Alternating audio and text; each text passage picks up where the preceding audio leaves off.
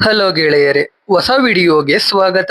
ಇವತ್ತು ನಾವು ಇತ್ತೀಚೆಗೆ ರಿಲೀಸ್ ಆದ ಉಯಿರ್ ಅನ್ನೋ ಮಲಯಾಳಂನ ಕ್ರೈಮ್ ಥ್ರಿಲ್ಲರ್ ಮೂವಿನ ಎಕ್ಸ್ಪ್ಲೇನ್ ಮಾಡ್ತಾ ಇದ್ದೀವಿ. ಈ ಮೂವಿಯ ಒನ್ ಲೈನ್ ಸ್ಟೋರಿ ಹೇಳ್ಬೇಕು ಅಂದ್ರೆ, ಈ ಕಥೆಯ ನಾಯಕ ಅಜೀಬ್ SI ಆಗಿ ಕೆಲಸ ಮಾಡ್ತಾ ಇರ್ತಾನೆ. ಅದೇ ಊರಲ್ಲಿ ಶೋಭಾ ಅನ್ನೋ ಮಹಿಳೆಯ ಬಾಡಿ ಒಂದು ಬಾವಿಲಿ ಸಿಗುತ್ತೆ. ಆ ಕೇಸ್ನ ಇನ್ವೆಸ್ಟಿಗೇಟ್ ಮಾಡ್ತಾ ಹೋದ ಅಜೀಬ್ಗೆ ಏನೆಲ್ಲ ಗೊತ್ತಾಗುತ್ತೆ. ಶೋಭಾ ಕೊಲೆ ಆಗಿರೋದ ಅಥವಾ ಸೂಸೈಡ್ ಮಾಡ್ಕೊಂಡಿರೋದ, ಕಡೆಗೆ ಮೂವಿಯಲ್ಲಿ ರಿವೀಲ್ ಆಗೋ ಟ್ವಿಸ್ಟ್ ಗಳು ಏನು ಅಂತ ನಾವು ಮೂವಿ ನೋಡ್ತಾ ತಿಳ್ಕೊಳ್ಳೋಣ. ಬನ್ನಿ ವಿಡಿಯೋ ಶುರು ಮಾಡೋಣ. ಮೂವಿಯ ಮೊದಲನೇ ಸೀನಲ್ಲಿ ನಮಗೆ ಒಂದು ಫ್ಯಾಮಿಲಿ ಟ್ರೈನ್ ಅಲ್ಲಿ ಹೋಗ್ತಾ ಇರೋದನ್ನ ತೋರಿಸ್ತಾರೆ. ಅಪ್ಪ ಅಮ್ಮ ಅಣ್ಣ ತಂಗಿ ಹೋಗ್ತಾ ಇರ್ತಾರೆ. ಅಣ್ಣ ತಂಗಿಗೆ ಜಾಗ ಕೊಡದೆ ಬೇರೆ ಸೀಟಲ್ಲಿ ಕೂತ್ಕೊಂಡು ಈಚೆ ನೋಡೋಕೆ ಹೇಳ್ತಾನೆ. ಅದಕ್ಕೆ ತಂಗಿ ಬೇರೆ ಸೀಟಲ್ಲಿ ಕೂತ್ಕೋತಾಳೆ. ಸ್ವಲ್ಪ ಟೈಮ್ ಆದ್ಮೇಲೆ ನೋಡಿದಾಗ ತಂಗಿ ಕಾಣಿಸೋದೇ ಇಲ್ಲ. ಕಡೆಗೆ ಅವರಿಗೆ ಆ ಹುಡುಗಿ ಸಿಗೋದೇ ಇಲ್ಲ. ಇದನ್ನೆಲ್ಲ ಇವಾಗ ಈ ಕಥೆಯ ನಾಯಕ ಅಜೀಬ್ ನೆನ್ಪ್ ಮಾಡ್ಕೊಳ್ತಾ ಇರ್ತಾನೆ. ಆ ಅಣ್ಣ ಅಜೀಬೆ, ಅವನಿಂದಾನೇ ಅವನ್ ತಂಗಿ ಕಾಣೆ ಆಗಿದ್ದು ಅಂತ ಅಜೀಬ್ಗೆ ಇನ್ನು ಗಿಲ್ಟ್ ಕಾಡ್ತಾ ಇರುತ್ತೆ. ಇವಾಗ ಅಜೀಬ್ಗೆ ಮದುವೆ ಆಗಿರುತ್ತೆ. ಅವನು ಅವನ ಹೆಂಡತಿ ಮತ್ತೆ ಅವನ್ ತಂದೆ ಮಾತ್ರ ಮನೆಯಲ್ಲಿ ಇರ್ತಾರೆ. ಅಜೀಬ್ ಕಾಫಿ ಕುಡ್ಕೊಂಡು ಸ್ಟೇಷನ್ ಕಡೆ ಹೋಗ್ತಾನೆ. ಅಜೀಬ್ SI ಆಗಿ ಕೆಲಸ ಮಾಡ್ತಾ ಇರ್ತಾನೆ. ಅದು ಕೂಡ ಪ್ರೊಬೇಷನರಿ SI, ಅಂದ್ರೆ ಅವನಿಗೆ ಇನ್ನು ಯಾವ ಸ್ಟೇಷನ್ಗೂ ಪೋಸ್ಟಿಂಗ್ ಆಗಿರಲ್ಲ. ಆ ಸ್ಟೇಷನ್ ಅಲ್ಲಿ ಮೇನ್ SI ಆಗಿ ನಂದಕುಮಾರ್ ಅನ್ನೋನು ಕೆಲಸ ಮಾಡ್ತಾ ಇರ್ತಾರೆ. ಅವರ ಸ್ಟೇಷನ್ CI ಲೀವ್ ಅಲ್ಲಿ ಇರ್ತಾರೆ. ಆದ್ರಿಂದ ಅವರೆಲ್ಲ ಬೇರೆ ಸ್ಟೇಷನ್ ನ ಶಿವಕುಮಾರ್ ಅನ್ನೋ CIಗೆ ರಿಪೋರ್ಟ್ ಮಾಡ್ಕೋಬೇಕಿರುತ್ತೆ. ಜೊತೆಗೆ ಅಜೀಬ್ ಕೆಳಗಡೆ ASI ಆಗಿ ಜಾಯ್ ಅನ್ನೋನು ಕೆಲಸ ಮಾಡ್ತಾ ಇರ್ತಾನೆ. ಇದು ಸ್ಟೇಷನ್ ಅಲ್ಲಿ ವರ್ಕ್ ಮಾಡೋರ ವಿವರಣೆ. ಇವಾಗ ASI ಜಾಯ್ ಆಸ್ಪತ್ರೆಗೆ ಹೋಗ್ತಾನೆ. ಹೋಗಿ ಅವನ ಹೆಂಡತಿನ ಮೀಟ್ ಮಾಡ್ತಾನೆ. ಮದುವೆ ಆಗಿ ತುಂಬಾ ವರ್ಷ ಆದ್ರೂ ಜಾಯ್ಗೆ ಮಕ್ಕಳು ಆಗಿರಲ್ಲ. ಅದಕ್ಕೆ ಟ್ರೀಟ್ಮೆಂಟ್ ತಗೊಳ್ತಾ ಇರ್ತಾರೆ. ಇವಾಗ ಮತ್ತೆ ಡಾಕ್ಟರ್ ಹತ್ರ ಹೋಗ್ತಾರೆ. ಡಾಕ್ಟರ್ ರಿಪೋರ್ಟ್ ನೋಡಿ ನೆಗೆಟಿವ್ ಅಂತ ಹೇಳ್ತಾರೆ. ಅದಕ್ಕೆ ಜಾಯ್ ಬೇಜಾರಲ್ಲಿ ಅವನ ಹೆಂಡತಿ ಕರ್ಕೊಂಡು ಮನೆ ಕಡೆ ಹೋಗ್ತಾನೆ. ಈ ಕಡೆ ಅಜೀಬ್ ಸ್ಟೇಷನ್ ಅಲ್ಲಿ ಇದ್ದಾಗ ಸ್ಟೇಷನ್ಗೆ ಒಂದು ಕಾಲ್ ಬರುತ್ತೆ. ಯಾವುದೋ ಬೇರೆ ಸ್ಟೇಷನ್ ಅಲ್ಲಿ ಒಂದು ಸುಟ್ಟೋಗಿರೋ ಶವ ಸಿಕ್ಕಿದೆ ಅಂತ ಡೀಟೇಲ್ಸ್ ಕೊಡ್ತಾರೆ. ಅದನ್ನ ಅಜೀಬೆ ಬರ್ಕೊಳ್ತಾನೆ. ಹೀಗೆ ಅಜೀಬ್ ಅವನ್ ಕೆಲಸ ಮಾಡ್ಕೊಂಡು ಅವನ ಹೆಂಡತಿ ಜೊತೆ ಆರಾಮಾಗಿ ಇರ್ತಾನೆ. ಹೀಗಿದ್ದಾಗ ಒಂದಿನ ಒಂದು ಕಾಲ್ ಬರುತ್ತೆ. ಅಜೀಬ್ ಆ ಜಾಗಕ್ಕೆ ಹೋಗ್ತಾನೆ. ಬಾವಿಲಿ ಒಂದು ಹೆಣ ಇದೆ ಅಂತ ಗೊತ್ತಾಗುತ್ತೆ. ಅದು ಕೂಡ ವಾಸನೆ ಬರ್ತಾ ಇರುತ್ತೆ. ಫೈರ್ ಇಂಜಿನ್ ಬರುತ್ತೆ. ಬಾವಿಗೆ ಇಳಿದು ಹೆಣ ಎತ್ತುತ್ತಾರೆ. ಅದೊಂದು ಮಹಿಳೆಯ ಶವ ಆಗಿರುತ್ತೆ. ತುಂಬಾ ವಾಸನೆ ಬರ್ತಾ ಇರುತ್ತೆ. ಫೋಟೋ ತೆಗೆಯುವಾಗ ಅಜೀಬ್ ಆ ಬಾಡಿನ ಟಚ್ ಮಾಡ್ತಾನೆ. ಅದಕ್ಕೆ ಅವನ್ ಕೈ ಕೂಡ ವಾಸನೆ ಬರ್ತಾ ಇರುತ್ತೆ. ಬಾಡಿನ ಪೋಸ್ಟ್ ಮಾರ್ಟಮ್ಗೆ ಕಳಿಸ್ತಾರೆ. ಅಜೀಬ್ ರಾತ್ರಿ ಮನೆಗೆ ಹೋಗ್ತಾನೆ. ಕೈ ತೊಳಿತಾನೆ ಇರ್ತಾನೆ. ಅವನ್ ಕೈ ವಾಸನೆ ಬರೋದು ನಿಂತ್ರು ಅವನಿಗೆ ಮಾತ್ರ ವಾಸನೆ ಬರ್ತಾ ಇರೋ ರೀತಿ ಫೀಲ್ ಆಗ್ತಾ ಇರುತ್ತೆ. ಅವನ್ ಮನೆ ಪಕ್ಕಾನೆ ASI ಜಾಯ್ ಮನೆ ಇರುತ್ತೆ. ಅವರು ಬಿರಿಯಾನಿ ಮಾಡಿರ್ತಾರೆ. ಗಂಡ ಹೆಂಡತಿ ಇಬ್ರು ಬಂದು ಬಿರಿಯಾನಿ ಕೊಡ್ತಾರೆ. ಆದ್ರೆ ಅಜೀಬ್ಗಂತೂ ಅವನ್ ಕೈ ವಾಸನೆಯಿಂದ ಬಿರಿಯಾನಿ ಕೂಡ ತಿನ್ನೋಕೆ ಆಗಲ್ಲ. ಮಾರನೇ ದಿನ ಅಜೀಬ್ ಹೋಗಿ SI ನಂದಕುಮಾರ್ನ ಭೇಟಿ ಆಗ್ತಾನೆ. ಆ ಸತ್ತಿದ್ದ ಮಹಿಳೆ ಕೈ ಮೇಲೆ ರಾಜು ಅಂತ ಹೆಸರು ಇರೋದನ್ನ ಫೋಟೋದಲ್ಲಿ ನೋಡ್ತಾರೆ. ಇವಾಗ ಆ ಮಹಿಳೆ ಬಗ್ಗೆ ತಿಳ್ಕೊಳ್ಳೋಕೆ ಅಜೀಬ್ ಜಾಯ್ನ ಕರ್ಕೊಂಡು ಆ ಊರಿಗೆ ಹೋಗ್ತಾರೆ. ಅಲ್ಲಿ ಎಲ್ರು ವಿಚಾರಿಸ್ತಾ ಇರ್ತಾರೆ. ಆ ಮಹಿಳೆ ಅಲ್ಲಿಗೆ ಕೆಲ್ಸಕ್ಕೆ ಬಂದಿದ್ದ ತಮಿಳುನಾಡಿನ ಮಹಿಳೆ ಅಂತ ಗೊತ್ತಾಗುತ್ತೆ. ಸೊ ಕೆಲ್ಸಕ್ಕೆ ಬಂದಿರೋರ್ ಬಳಿ ವಿಚಾರಣೆ ಮಾಡ್ತಾ ಇರ್ತಾರೆ. ಅದ್ರಲ್ಲಿ ಒಬ್ಬಳು ಮಹಿಳೆ ಸತ್ತಿರೋ ಮಹಿಳೆ ಬಗ್ಗೆ ಹೇಳ್ತಾಳೆ. ಸತ್ತಿರೋದು ಶೋಭಾ ಅಂತ. ಅವಳಿಗೆ ಇಬ್ರು ಮಕ್ಕಳು ಇರ್ತಾರೆ. ಅವಳ ಗಂಡನ ಹೆಸರು ರಾಜು ಅಂತ ಹೇಳ್ತಾಳೆ. ಆ ಮಹಿಳೆಗೆ ಗೊತ್ತಿರೋದು ಅಷ್ಟೇ. ಅಲ್ಲಿಂದ ಶೋಭಾ ವರ್ಕ್ ಮಾಡ್ತಿದ್ದ ಜಾಗಕ್ಕೆ ಹೋಗ್ತಾರೆ. ಅಲ್ಲಿಯ ಮೇಸ್ತ್ರಿ ಬಳಿ ಶೋಭಾ ಬಗ್ಗೆ ಕೇಳ್ತಾರೆ. ಮೇಸ್ತ್ರಿಗೂ ಶೋಭಾ ಬಗ್ಗೆ ಅಷ್ಟೇನು ಗೊತ್ತಿರಲ್ಲ.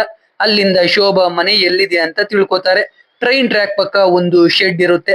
ಅದೇ ಮನೆ ಅಂತ ಗೊತ್ತಾದಾಗ ಅಜೀಬ್ ಜಾಯ್ ಆ ಮನೆಗೆ ಹೋಗ್ತಾರೆ. ಅಲ್ಲಿ ಶೋಭಾ ಫ್ಯಾಮಿಲಿ ಫೋಟೋ ಸಿಗುತ್ತೆ. ಅದು ಕಿಚ್ಚ ಸುದೀಪ್ ಜೊತೆ ಫೋಟೋ ತಗೊಂಡಿರ್ತಾರೆ. ಅದ್ರಲ್ಲಿ ಶೋಭಾ ಮಕ್ಕಳ ಫೋಟೋ ಮತ್ತೆ ಗಂಡ ರಾಜು ಫೋಟೋ ಕೂಡ ಇರುತ್ತೆ. ಆ ಫೋಟೋ ತೆಗ್ದಿರೋದು ಸುಬ್ಬಣ್ಣ ಸ್ಟುಡಿಯೋ ಮಾರೇನಹಳ್ಳಿ ಅಂತ ಗೊತ್ತಾಗುತ್ತೆ. ಅದು ಕರ್ನಾಟಕದಲ್ಲಿ. ಅದಕ್ಕೆ ಅಜೀಬ್ ಈ ಎಲ್ಲಾ ವಿಷಯನ CI ಶಿವಕುಮಾರ್ಗೆ ಹೇಳ್ತಾನೆ. ಅವ್ರ ಹತ್ರ ಪರ್ಮಿಷನ್ ತಗೊಂಡು ಸುಬ್ಬಣ್ಣ ಸ್ಟುಡಿಯೋಸ್ಗೆ ಹೋಗೋಕೆ ಪ್ಲಾನ್ ಮಾಡ್ತಾನೆ. ಟ್ರೈನ್ ಅಲ್ಲಿ ಹೋಗೋದು ಬೇಡ ಅಂತ ಜಾಯ್ನ ಕರ್ಕೊಂಡು ಬಸ್ ಅಲ್ಲೇ ಸ್ಟುಡಿಯೋಸ್ಗೆ ಹೋಗ್ತಾನೆ. ಆ ಫೋಟೋ ಬಗ್ಗೆ ಕೇಳ್ತಾನೆ. ಅವಾಗ ರಾಜು ಸಿನಿಮಾದಲ್ಲಿ ಕೆಲಸ ಮಾಡ್ತಾನೆ, ಅದರಿಂದ ಸುದೀಪ್ ಜೊತೆ ಫೋಟೋ ತಗೊಂಡಿದ್ದಾನೆ ಅಂತ ಹೇಳ್ತಾರೆ. ಹೀಗೆ ಕರ್ನಾಟಕ ಪೊಲೀಸ್ ಸಹಾಯ ತಗೊಂಡು ರಾಜುನ ಹುಡುಕ್ತಾ ಹೋಗ್ತಾರೆ. ಒಂದು ಟೀ ಶಾಪ್ ಹತ್ರ ಟೀ ಕುಡಿಯೋಕೆ ಗಾಡಿ ನಿಲ್ಲಿಸ್ತಾರೆ. ಅಲ್ಲೂ ಕೂಡ ರಾಜು ಬಗ್ಗೆ ವಿಚಾರಿಸ್ತಾ ಇರ್ತಾರೆ. ನೋಡಿದ್ರೆ ಅಲ್ಲೇ ರಾಜು ಇರ್ತಾನೆ. ಜಾಯ್ ರಾಜುನ ನೋಡ್ತಾನೆ. ಅಜೀಬ್ಗೆ ಹೇಳ್ತಾನೆ. ಕಡೆಗೆ ರಾಜುನೇ ಅಂತ ಕನ್ಫರ್ಮ್ ಮಾಡ್ಕೊಂಡು ಬಸ್ ಅಲ್ಲಿ ಕೇರಳ ಕಡೆ ಕರ್ಕೊಂಡ್ ಬರೋಕೆ ಶುರು ಮಾಡ್ತಾರೆ. ಅವಾಗ ಅವನ ಹತ್ರ ಅವಂದು ಮತ್ತೆ ಶೋಭಾ ಕಥೆಯನ್ನ ಕೇಳ್ತಾರೆ. ಅವನು ಕತೆ ಹೇಳೋಕೆ ಶುರು ಮಾಡ್ತಾನೆ. ರಾಜು ಶೋಭಾನ ಮೊದ್ಲು ಒಂದು ಬಸ್ ಅಲ್ಲೇ ನೋಡಿರ್ತಾನೆ.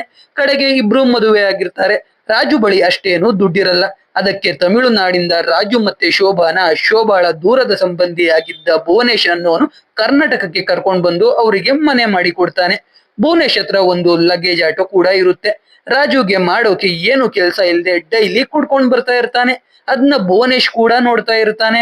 ಒಂದಿನ ರಾತ್ರಿ ರಾಜು ಮನೆಗೆ ಬಂದಾಗ ಈಚೆ ಭುವನೇಶ್ ಆಟೋ ನಿಂತಿರುತ್ತೆ. ಮನೆ ಒಳಗಿನಿಂದ ಏನೋ ಸೌಂಡ್ ಬರ್ತಾ ಇರುತ್ತೆ. ರಾಜು ಡೋರ್ ಕಿಂಡಿಯಿಂದ ನೋಡಿದ್ರೆ ಭುವನೇಶ್ ಮತ್ತೆ ಶೋಭಾ ಒಟ್ಟಿಗೆ ಇರ್ತಾರೆ. ಅದನ್ನ ನೋಡಿ ರಾಜು ಕಣ್ಣಲ್ಲಿ ನೀರು ಬರುತ್ತೆ. ಅದಕ್ಕೆ ರಾಜು ಭುವನೇಶ್ ಮಾಡಿರೋ ಜಾಗ ಏನು ಬೇಡ ಅಂತ ಮಾರನೇ ದಿನವೇ ಶೋಭಾ ಮತ್ತೆ ಮಕ್ಕಳನ್ನ ಕರ್ಕೊಂಡು ಕೇರಳಗೆ ಬಂದು ಟ್ರೈನ್ ಟ್ರ್ಯಾಕ್ ಪಕ್ಕ ಒಂದು ಶೆಡ್ ಮಾಡ್ಕೊಂಡು ಕೂಲಿ ಕೆಲಸ ಮಾಡ್ಕೊಂಡಿರ್ತಾನೆ. ಒಂದಿನ ಮನೆಗೆ ಬಂದ್ರೆ ಮನೆ ಒಳಗಿನಿಂದ ಭುವನೇಶ್ ಮತ್ತೆ ಶೋಭಾ ಬರ್ತಾರೆ. ಅದನ್ನ ನೋಡಿ ರಾಜುಗೆ ತುಂಬಾ ಬೇಜಾರಾಗಿ ಅವನ್ ಮಕ್ಕಳನ್ನ ಕರ್ಕೊಂಡು ಮನೆ ಬಿಟ್ಟು ಹೋಗ್ಬಿಡ್ತಾನೆ. ಇದ್ನೆಲ್ಲ ಇವಾಗ ರಾಜು ಅಜೀಬ್ ಮತ್ತೆ ಜಾಯ್ಗೆ ಹೇಳ್ತಾನೆ. ಮಕ್ಕಳು ಎಲ್ಲಿ ಅಂದಾಗ ಕರ್ನಾಟಕದಲ್ಲಿ ಇರೋ ಅವನ್ ತಂಗಿ ಮನೆಯಲ್ಲಿ ಬಿಟ್ಟಿರೋದಾಗಿ ಹೇಳ್ತಾನೆ. ರಾಜುನ ಕರ್ಕೊಂಡೋಗಿ ಶೋಭಾ ಬಾಡಿನ ತೋರಿಸ್ತಾರೆ. ಅದನ್ನ ನೋಡಿ ರಾಜು ತುಂಬಾ ಅಳ್ತಾನೆ. ಅವನಿಗೆ ಅಂತ್ಯ ಸಂಸ್ಕಾರ ಮಾಡೋಕೆ ಜಾಗ ಇರಲ್ಲ. ಅದಕ್ಕೆ ಪೊಲೀಸರಿಗೇನೆ ಅದನ್ನ ಮುಗ್ಸೋಕೆ ಹೇಳಿ ಒಂದು ಲೆಟರ್ಗೆ ಸೈನ್ ಕೂಡ ಹಾಕ್ತಾನೆ. ಆಮೇಲೆ ರಾಜುನ ಬಿಟ್ ಕಳಿಸ್ತಾರೆ. ಜಾಯ್ ರಾಜು ಹತ್ರ ದುಡ್ಡಿಲ್ಲ ಅಂತ ದುಡ್ಡು ಕೂಡ ಕೊಟ್ಟು ಕಳಿಸ್ತಾನೆ. ಶೋಭಾ ಸೂಸೈಡ್ ಮಾಡ್ಕೊಂಡಿದ್ದಾಳೆ ಅಂತ ಕನ್ಫರ್ಮ್ ಆಗುತ್ತೆ. ಹೇಗೋ ಕೇಸ್ ಮುಗೀತು ಅಂತ ಅಜೀಬ್ ಮನೆಗೆ ಹೋಗ್ತಾನೆ. ಆಮೇಲೆ ಪೋಸ್ಟ್ ಮಾರ್ಟಮ್ ರಿಪೋರ್ಟ್ ಕಲೆಕ್ಟ್ ಮಾಡ್ಕೊಳ್ಳೋಕೆ ಆಸ್ಪತ್ರೆಗೆ ಹೋಗ್ತಾನೆ. ಅಲ್ಲಿ ಡಾಕ್ಟರ್ ಒಂದು ಶಾಕಿಂಗ್ ವಿಷಯ ರಿವೀಲ್ ಮಾಡ್ತಾರೆ. ಅದೇನೆಂದ್ರೆ ಶೋಭಾ ಬಾವಿಗೆ ಬಿದ್ದು ನೀರಲ್ಲಿ ಮುಳುಗಿ ಸತ್ತಿಲ್ಲ. ಅವಳು ಸತ್ ಮೇಲೇನೆ ಬಾವಿಗೆ ಬಿದ್ದಿರೋದು. ಜೊತೆಗೆ ತಲೆ ಹಿಂಭಾಗ ಕುತ್ತಿಗೆ ಭಾಗಕ್ಕೆ ಪೆಟ್ಟಾಗಿದೆ ಅಂತ ಕೂಡ ಹೇಳ್ತಾರೆ. ಅದನ್ನ ಕೇಳಿ ಅಜೀಬ್ಗೆ ಅದು ಸೂಸೈಡ್ ಅಲ್ಲ ಕೊಲೆನೆ ಅಂತ ಕನ್ಫರ್ಮ್ ಆಗುತ್ತೆ. ಇವಾಗ ಮತ್ತೆ ರಾಜುನ ಹಿಡಿಬೇಕಾಗುತ್ತೆ. ಅದಕ್ಕೆ ಅಜೀಬ್ ಸ್ಟೇಷನ್ಗೆ ಹೋಗ್ತಾನೆ. ಅದೇ ಟೈಮ್ಗೆ ರಾಜು ಫ್ಯಾಮಿಲಿ ಸ್ಟೇಷನ್ಗೆ ಬರುತ್ತೆ. ರಾಜು ಸ್ಟೇಷನ್ಗೆ ಬಂದು ಹೋಗಿದ್ದಾನೆ ಅಂತ ನ್ಯೂಸ್ ಪೇಪರ್ ಅಲ್ಲಿ ಬಂದಿರುತ್ತೆ. ಅದಕ್ಕೆ ರಾಜು ಫ್ಯಾಮಿಲಿ ಸ್ಟೇಷನ್ಗೆ ಬರ್ತಾರೆ. ರಾಜು ಬಗ್ಗೆ ಕೇಳ್ತಾರೆ. ಅಜೀಬ್ ಶೋಭಾ ಫ್ಯಾಮಿಲಿ ಫೋಟೋ ತೋರಿಸಿ ಇವನೇ ರಾಜು ಅಲ್ವಾ ಅಂದಾಗ ಅವರು ಶಾಕಿಂಗ್ ವಿಷಯ ರಿವೀಲ್ ಮಾಡ್ತಾರೆ. ಅದೇನೆಂದ್ರೆ ಅದು ರಾಜು ಅಲ್ಲ, ಶೋಭಾ ದೂರದ ಸಂಬಂಧಿ ಭುವನೇಶ್ ಅಂತ. ಅದನ್ನ ಕೇಳಿ ಅಜೀಬ್ ಶಾಕ್ ಆಗೋಗ್ತಾನೆ. ಅಂದ್ರೆ ರಾಜು ಅಂತ ಅನ್ಕೊಂಡು ಕತೆ ಹೇಳಿದ್ದ ವ್ಯಕ್ತಿ ರಾಜು ಅಲ್ಲ, ಅವನೇ ಭುವನೇಶ್. ಅಂದ್ರೆ ಆ ಕತೆ ಕೂಡ ಸುಳ್ಳಾಗಿರುತ್ತೆ ಅಂತ ಅಜೀಬ್ಗೆ ಅನ್ಸೋಕೆ ಶುರು ಆಗುತ್ತೆ. ಇದು CI ಶಿವಕುಮಾರ್ಗೆ ಗೊತ್ತಾಗುತ್ತೆ. ಅವನು ನಂದಕುಮಾರ್, ಅಜೀಬ್ ಮತ್ತೆ ಅಜಯ್ 3 ಜನಕ್ಕೂ ಸೇರಿಸಿ ಉಗಿತಾನೆ. 24 ಗಂಟೆಯಲ್ಲಿ ಭುವನೇಶ್ನ ಹುಡುಕಿ ಕರ್ಕೊಂಡು ಬರ್ಬೇಕು ಅಂತ ಹೇಳ್ತಾನೆ. ಆ ದಿನ ರಾತ್ರಿ ಭುವನೇಶ್ ಯಕ್ಷಗಾನ ನಡೆಯೋ ಜಾಗದಲ್ಲಿ ಇಸ್ಪೀಟ್ ಆಡ್ತಾ ಕೂತಿರ್ತಾನೆ. ಅಲ್ಲಿಗೆ ಅಜೀಬ್ ಅವನ್ ಟೀಮ್ ಜೊತೆ ಬರ್ತಾನೆ. ಅವ್ರನ್ನ ನೋಡ್ತಿದ್ದ ಹಾಗೆ ಭುವನೇಶ್ ಅಲ್ಲಿಂದ ಓಡೋಗ್ತಾನೆ. ಎಲ್ರು ಭುವನೇಶ್ನ ಹಿಡಿಯೋಕೆ ಹೋಗ್ತಾರೆ. ಅಜೀಬ್ ಭುವನೇಶ್ನ ಒಂದು ಕಾಡಲ್ಲಿ ಹಿಡ್ಕೊಳ್ತಾನೆ. ಆದ್ರೆ ಭುವನೇಶ್ ರಿಟಾಲಿಯೇಟ್ ಮಾಡ್ತಾನೆ. ಅದರಿಂದ ಇಬ್ರು ಮಧ್ಯೆ ಜಗಳ ಆಗುತ್ತೆ. ಕಡೆಗೆ ಅಲ್ಲಿಗೆ ಜಾಯ್, ಕಾನ್ಸ್ಟೇಬಲ್ಸ್ ಎಲ್ರು ಬರ್ತಾರೆ. ಭುವನೇಶ್ನ ಅರೆಸ್ಟ್ ಮಾಡ್ಕೊಂಡು ಹೋಗ್ತಾರೆ. ಇವಾಗ ಭುವನೇಶ್ಗೆ ಸರಿಯಾಗಿ ಹೊಡೆದು ನಿಜ ಕಥೆಯನ್ನ ಬಾಯ್ಬಿಡಿಸ್ತಾರೆ. ಇವಾಗ ಭುವನೇಶ್ ಎಲ್ಲ ನಿಜ ಹೇಳೋಕೆ ಶುರು ಮಾಡ್ತಾನೆ. ಮೊದಲು ಹೇಳಿದ ಕಥೆಯಲ್ಲಿ ಶೋಭಾ ಗಂಡ ರಾಜುನ ಭುವನೇಶ್ ಮಾಡಿದ್ದ. ಅವನೇ ರಾಜು ಅನ್ನೋ ತರ ಕತೆ ಹೇಳಿದ್ದ. ನಿಜವಾಗ್ಲೂ ಅವನ್ ಭುವನೇಶ್, ಶೋಭಾ ಗಂಡ ರಾಜು ಅಲ್ಲ. ಅವನು ಮೊದ್ಲು ಹೇಳಿದ ಕತೆ ಹಾಗೇನೆ ಶೋಭಾ ಮತ್ತೆ ರಾಜು ಮದುವೆ ಆಗಿರ್ತಾರೆ. ಆದ್ರೆ ಭುವನೇಶ್ ಚಿಕ್ಕ ವಯಸ್ಸಿನಿಂದಾನೇ ಶೋಭಾನ ಇಷ್ಟಪಡ್ತಾ ಇರ್ತಾನೆ. ಅದಕ್ಕೆ ಶೋಭಾ ರಾಜು ಕಷ್ಟ ನೋಡೋಕೆ ಆಗದೆ ಕರ್ನಾಟಕಕ್ಕೆ ಕರ್ಕೊಂಡ್ ಬಂದು ಅವರಿಗೆ ಮನೆ ಮಾಡಿ ಕೊಡ್ತಾನೆ. ಮಕ್ಕಳಿಗೆ ಏನೇನ್ ಬೇಕು ಎಲ್ಲ ಕೊಡಿಸ್ತಾ ಇರ್ತಾನೆ. ಅವಾಗವಾಗ ಮನೆಗೆ ಐಟಮ್ಸ್ ಎಲ್ಲ ತಂದು ಕೊಡ್ತಾ ಇರ್ತಾನೆ. ಆದ್ರೆ ರಾಜು ಎಣ್ಣೆ ಗಾಡಿ ಆಗಿರ್ತಾನೆ. ಇದರಿಂದ ಭುವನೇಶ್ ಮತ್ತೆ ಶೋಭಾ ಕ್ಲೋಸ್ ಆಗ್ತಾ ಹೋಗ್ತಾರೆ. ಒಂದಿನ ರಾತ್ರಿ ಭುವನೇಶ್ ಎಣ್ಣೆ ಕುಡ್ಕೊಂಡು ಮನೆಗೆ ಬರ್ತಾನೆ. ಶೋಭಾ ರಾಜು ಒಟ್ಟಿಗೆ ಇರೋದನ್ನ ಬಾಗಿಲು ಕಿಂಡಿಯಿಂದ ನೋಡಿ ತುಂಬಾ ಬೇಜಾರಾಗ್ತಾನೆ. ನಶೆ ಎಲ್ಲ ಇಳಿದೋಗುತ್ತೆ. ಮತ್ತೆ ಅವನು ಆ ಮನೆ ಕಡೆ ಬರೋದೇ ಇಲ್ಲ. ಅದಕ್ಕೆ ಭುವನೇಶ್ ಶೋಭಾ ಮತ್ತೆ ಮಕ್ಕಳನ್ನ ಕರ್ಕೊಂಡು ಕೇರಳಗೆ ಬಂದು ಟ್ರೈನ್ ಟ್ರ್ಯಾಕ್ ಪಕ್ಕ ಶೆಡ್ ಹಾಕ್ತಾನೆ. ಅಲ್ಲೇ ಕೆಲಸ ಮಾಡ್ಕೊಂಡು ಶೋಭಾ ಜೊತೆ ಹ್ಯಾಪಿಯಾಗಿ ಇರ್ತಾನೆ. ಇವಾಗ ಅವನೇ ರಾಜು ಆಗಿ ಬದಲಾಗಿರ್ತಾನೆ.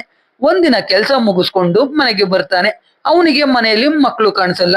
ಶೋಭಾ ಬಳಿ ಕೇಳಿದ್ರೆ ಅವಳು ಏನು ಮಾತಾಡ್ತಾ ಇರಲ್ಲ. ಅವಾಗ ಭುವನೇಶ್ ಸ್ವಲ್ಪ ಜೋರು ಧ್ವನಿಯಲ್ಲಿ ಕೇಳ್ತಾನೆ. ಅವಾಗ ಶೋಭಾ, ರಾಜು ಬಂದು ಮಕ್ಕಳನ್ನ ಕರ್ಕೊಂಡೋದ, ಅವ್ರ ಬಗ್ಗೆ ಚಿಂತೆ ಯಾಕೆ, ಅವ್ರೇನ್ ನೀನ್ ಹುಡ್ಸಿರೋ ಮಕ್ಕಳು ಅಲ್ಲ ಅಲ್ವಾ ಅಂತಾಳೆ.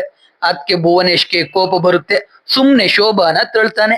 ಅಷ್ಟೇ ಶೋಭಾ ಕೆಳಗೆ ಬಿದ್ದು ಕಲ್ಲಿಗೆ ತಲೆ ಹೊಡ್ಕೊಂಡು ಸತ್ತೆ ಹೋಗ್ತಾಳೆ. ಅದನ್ನ ನೋಡಿ ಭುವನೇಶ್ ಗಾಬರಿ ಆಗ್ತಾನೆ. ಶೋಭಾ ಬಾಡಿನ ಸುಟ್ಟಾಕೋಕೆ ಎತ್ಕೊಂಡು ಹೋಗ್ತಾ ಇರ್ತಾನೆ. ಅವಾಗ ರೋಡಲ್ಲಿ ಜನಗಳು ಹೋಗೋದನ್ನ ನೋಡಿ ಬಾವಿ ಮೇಲೆ ಶೋಭಾ ಬಾಡಿನ ಇಟ್ಟು ಅವನು ಅಲ್ಲೇ ಬಚ್ಚಿಟ್ಕೊಳ್ತಾನೆ. ಆದ್ರೆ ಬಾಡಿ ಮಿಸ್ ಆಗಿ ಬಾವಿ ಒಳಗೆ ಬಿದ್ದೋಗುತ್ತೆ. ಆಮೇಲೆ ಭುವನೇಶ್ ವಾಪಸ್ ಕರ್ನಾಟಕಕ್ಕೆ ಜೂಟ್ ಆಗಿರ್ತಾನೆ. ಇದನ್ನೆಲ್ಲ ಇವಾಗ ಭುವನೇಶ್ ಒಪ್ಕೊಂಡು ಶೋಭಾನ ಕೊಲೆನ ಅವನೇ ಮಾಡಿರೋದು ಅಂತ ಒಪ್ಕೊಳ್ತಾನೆ. ಇಲ್ಲಿಗೆ ಕೇಸ್ ಕ್ಲೋಸ್ ಆಗುತ್ತೆ. ಭುವನೇಶ್ನ ಜೈಲಿಗೆ ಹಾಕ್ತಾರೆ. ಕೇಸ್ ಸಾಲ್ವ್ ಮಾಡಿದ್ಕೆ ಶಿವಕುಮಾರ್ ಅಜೀಬ್ನ ಹೊಗಳ್ತಾನೆ. ಕೋರ್ಟ್ ಅಲ್ಲಿ ಭುವನೇಶ್ಗೆ ಶಿಕ್ಷೆ ಆಗುತ್ತೆ. ಅಜೀಬ್ ಅವನ್ ಹೆಂಡತಿ ಮತ್ತೆ ಜಾಯ್ ಅವನ್ ಹೆಂಡತಿ ಎಲ್ರು ಡಿನ್ನರ್ಗೆ ಹೋಗಿ ಸೆಲೆಬ್ರೇಟ್ ಮಾಡ್ತಾರೆ. ಮಾರನೇ ದಿನ ಅಜೀಬ್ ಸ್ಟೇಷನ್ಗೆ ಹೋಗ್ತಾನೆ. ಅವಾಗ ಸ್ಟೇಷನ್ಗೆ ಒಂದು ಕಾಲ್ ಬರುತ್ತೆ. ಒಂದು ಕೇಸ್ ಬಗ್ಗೆ ಡೀಟೇಲ್ಸ್ ಹೇಳಿ ಅದ್ರ ಬಗ್ಗೆ ಇನ್ಫಾರ್ಮೇಶನ್ ಸಿಕ್ಕಿದ್ರೆ ಹೇಳೋಕೆ ಹೇಳ್ತಾರೆ.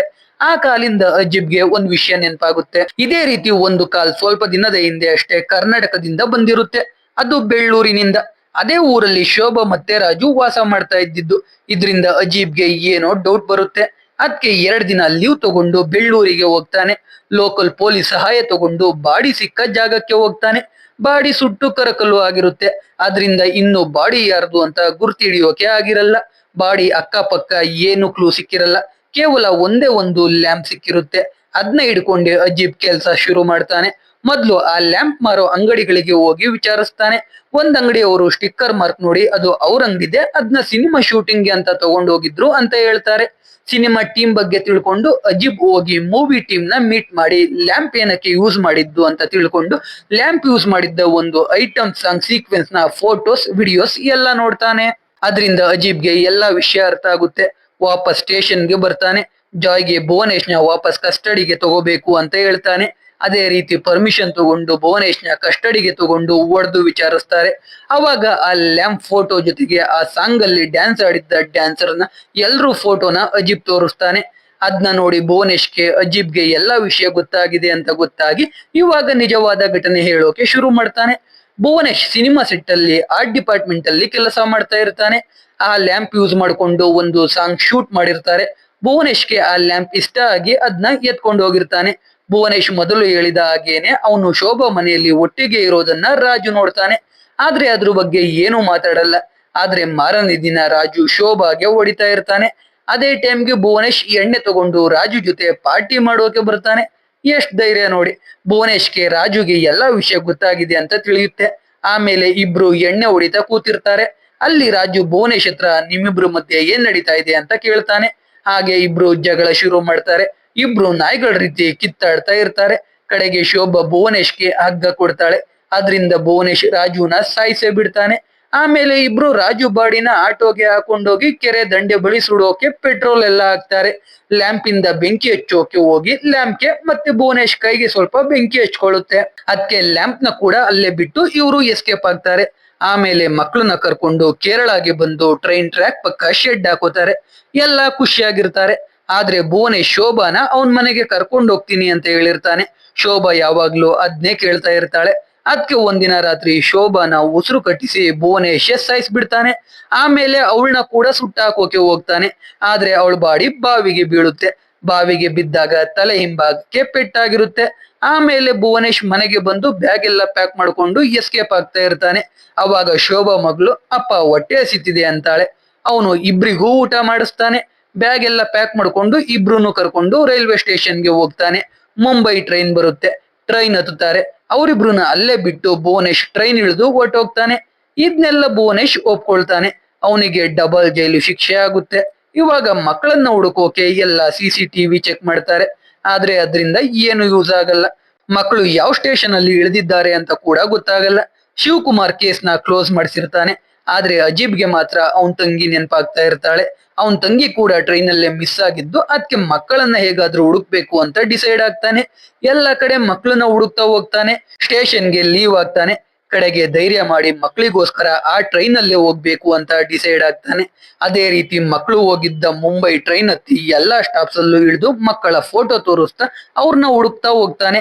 ಎಷ್ಟೇ ಹುಡುಕಿದ್ರು ಮಕ್ಕಳ ಬಗ್ಗೆ ಒಂದು ಸಣ್ಣ ಸುಳಿವು ಕೂಡ ಸಿಗಲ್ಲ. ಮುಂಬೈವರೆಗೂ ಹೋಗ್ತಾನೆ. ಯಾರು ಕೂಡ ಆ ಮಕ್ಕಳನ್ನ ನೋಡಿಲ್ಲ ಅಂತಾನೆ ಹೇಳ್ತಾ ಇರ್ತಾರೆ. ಜೊತೆಗೆ ಎಷ್ಟೊಂದು ಫೇಕ್ ಕಾಲ್ಸ್ಗಳು ಕೂಡ ಬರ್ತಾ ಇರುತ್ತೆ. ಕಡೆಗೆ ಮಕ್ಕಳು ಸಿಗಲ್ಲ. ಅಜೀಬ್ ವಾಪಸ್ ಊರಿಗೆ ಬರ್ತಾನೆ. ಮಕ್ಕಳು ಸಿಕ್ಕಿಲ್ಲ ಅಂತ ಬೇಜಾರಾಗಿರ್ತಾನೆ. ಇನ್ 3 ದಿನದಲ್ಲಿ ಅವನ್ ಪ್ರೊಬೇಷನರಿ ಪೀರಿಯಡ್ ಕೂಡ ಮುಗಿಯೋದ್ರಲ್ಲಿ ಇರುತ್ತೆ. ಇನ್ನು ಪೋಸ್ಟಿಂಗ್ ಕೂಡ ಆಗಿರಲ್ಲ. ಒಂದ್ ಕಡೆ ಮಕ್ಕಳು ಸಿಗ್ತಾ ಇಲ್ಲ ಅಂತ ಟೆನ್ಷನ್, ಇನ್ನೊಂದ್ ಕಡೆ ಪೋಸ್ಟಿಂಗ್ ಆಗಿಲ್ಲ ಅಂತ ಟೆನ್ಷನ್. ಇದ್ರ ಬಗ್ಗೆನೆ ಜಾಯ್ ಜೊತೆ ಮಾತಾಡ್ತಾ ಇರ್ತಾನೆ. ಅವಾಗ ಅವನಿಗೆ ಒಂದು ಕಾಲ್ ಬರುತ್ತೆ. ಎಷ್ಟೊಂದು ಫೇಕ್ ಕಾಲ್ಸ್ ರಿಸೀವ್ ಮಾಡಿ ಅಜೀಬ್ಗೆ ಸಾಕಾಗಿರುತ್ತೆ. ಅದಕ್ಕೆ ರಿಸೀವ್ ಮಾಡಬಾರ್ದು ಅಂತ ಅನ್ಕೊಳ್ತಾನೆ. ಇರ್ಲಿ ಅಂತ ರಿಸೀವ್ ಮಾಡ್ತಾನೆ.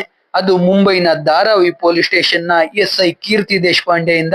ಅವಳು ಮಕ್ಕಳು ಇರೋ ಜಾಗ ಗೊತ್ತು ಅಂತ ಹೇಳ್ತಾಳೆ. ಅದನ್ನ ಅಜೀಬ್ ಜಾಯ್ಗೆ ಹೇಳ್ತಾನೆ. ಅಜೀಬ್ ಹೋಗೋದೋ ಬೇಡವೋ ಅಂತ ಯೋಚನೆ ಮಾಡ್ತಾ ಇರ್ತಾನೆ. ಜಾಯ್ ಇದೊಂದ್ ಕೊನೆ ಪ್ರಯತ್ನ ಮಾಡೇ ಬಿಡೋಣ ಅಂತ ಹೇಳಿ ಅಜೀಬ್ನ ಕರ್ಕೊಂಡು ಹೋಗಿ ಕೀರ್ತಿನ ಭೇಟಿ ಆಗ್ತಾರೆ. ಕೀರ್ತಿಗೆ ಅನ್ಅಫಿಷಿಯಲ್ ಆಗಿ ಬಂದಿರೋದು ಅಂತ ಹೇಳ್ತಾರೆ. ಆಮೇಲೆ ಕೀರ್ತಿ ಜೊತೆ ಅಜೀಬ್ ಮಾತಾಡ್ತಾನೆ. ಮಕ್ಕಳು ಇವಾಗ ಯಾವ್ದೋ ಗ್ಯಾಂಗ್ ಹತ್ರ ಇರ್ತಾರೆ. ಅವರು ಮಕ್ಕಳನ್ನ ಬೇರೆ ದೇಶಕ್ಕೆ ಎಕ್ಸ್ಪೋರ್ಟ್ ಮಾಡ್ತಾ ಇರ್ತಾರೆ. ಆಲ್ರೆಡಿ ಲೇಟ್ ಆಗಿರುತ್ತೆ. ಅಲ್ಲೇ ಇನ್ನು ಮಕ್ಕಳು ಇರ್ತಾರ ಇರೋಲ್ವೋ ಗೊತ್ತಿಲ್ಲ ಅಂತ ಕೀರ್ತಿ ಹೇಳ್ತಾಳೆ. ಅಜೀಬ್ಗೆ ಹೋಪ್ಸ್ ಕಡಿಮೆ ಆಗ್ತಾ ಇರುತ್ತೆ. ಅವನು ಕೀರ್ತಿ ಹತ್ರ ಈ ವಿಷಯ ನಿಮ್ಗೆ ಗೊತ್ತಿದ್ಮೇಲೆ ನೀವೇ ಆಕ್ಷನ್ ತಗೋಬಹುದಲ್ಲ ಅಂತ ಕೇಳ್ತಾನೆ. ಅವಾಗ ಕೀರ್ತಿ ಅಲ್ಲಿ ಸಿಸ್ಟಮ್ ಹೇಗ್ ವರ್ಕ್ ಆಗುತ್ತೆ, ಎಷ್ಟು ಕರಪ್ಟ್ ಇದೆ, ಸಿಸ್ಟಮ್ ವಿರುದ್ಧ ಹೋದ್ರೆ ಏನಾಗುತ್ತೆ ಅಂತ ಎಲ್ಲ ಎಕ್ಸ್ಪ್ಲೇನ್ ಮಾಡ್ತಾಳೆ. ಆಮೇಲೆ ಒಬ್ಬ ಎಸ್ ಐ ಜೊತೆ ಅಜೀಬ್ ಮತ್ತೆ ಜಾಯ್ನ ಕಳಿಸ್ತಾಳೆ. ಎಲ್ರು ಹೋಗಿ ಆ ರೌಡಿ ಗ್ಯಾಂಗ್ ನ ಮೀಟ್ ಮಾಡ್ತಾರೆ. ಎಸ್ ಐ ಮಕ್ಕಳನ್ನ ಕಳಿಸ್ಲಿಲ್ಲ ಅಂದ್ರೆ ಎತ್ತಾಕೊಂಡು ಹೋಗ್ತೀನಿ ಅಂತ ಭಯ ಪಡಿಸ್ತಾನೆ. ಮೊದ್ಲು ಕೇರಳ ಮೂಲದವರು ಯಾರು ಇಲ್ಲ ಇಲ್ಲಿ ಅಂತ ಹೇಳ್ತಾರೆ. ಎಸ್ ಐ ಭಯಪಡಿಸಿದ್ದು ನೋಡಿ ಅವನ್ ಕಡೆ ಹುಡುಗನಿಗೆ ಎಲ್ಲಾ ಮಕ್ಕಳು ಇರೋ ಜಾಗನ ತೋರ್ಸೋಕೆ ಹೇಳ್ತಾನೆ. ಅಲ್ಲಿಗೆ ಹೋದ್ರೆ ಅವನು ಮಕ್ಕಳನ್ನ ತೋರ್ಸೋಕೆ ಕೂಡ ದುಡ್ಡಿಸ್ಕೊಳ್ತಾನೆ. ಅಲ್ಲಿ ಎಷ್ಟೊಂದ್ ಮಕ್ಕಳು ಇರ್ತಾರೆ. ಅವ್ರನ್ನೆಲ್ಲ ನೋಡಿ ಅಜೀಬ್ಗೆನೆ ಬೇಜಾರಾಗುತ್ತೆ.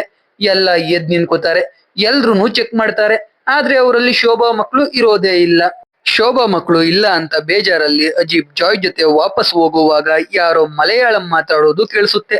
ಯಾರು ಅಂತ ನೋಡಿದ್ರೆ ಇಬ್ರು ಸೈಡ್ ಅಲ್ಲಿ ಕೂತಿರ್ತಾರೆ. ಅಣ್ಣ ತಂಗಿಗೆ ಊಟ ಮಾಡಿಸ್ತಾ ಇರ್ತಾನೆ. ಅವ್ರನ್ನ ನೋಡಿ ಅಜೀಬ್ ಖುಷಿ ಆಗ್ತಾನೆ.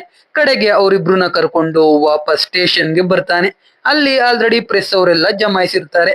ಎಲ್ಲರ ಕಣ್ಣಲ್ಲಿ ಅಜೀಬ್ ಹೀರೋ ಆಗ್ತಾನೆ. ಮೂವಿ ಕೊನೆ ಸೀನಲ್ಲಿ ಇದು ನೈಜ ಘಟನೆ ಆಧಾರಿತ ಮೂವಿ ಅಂತ ಗೊತ್ತಾಗುತ್ತೆ. ಇಲ್ಲಿಗೆ ಮೂವಿ ಮುಗಿಯುತ್ತೆ.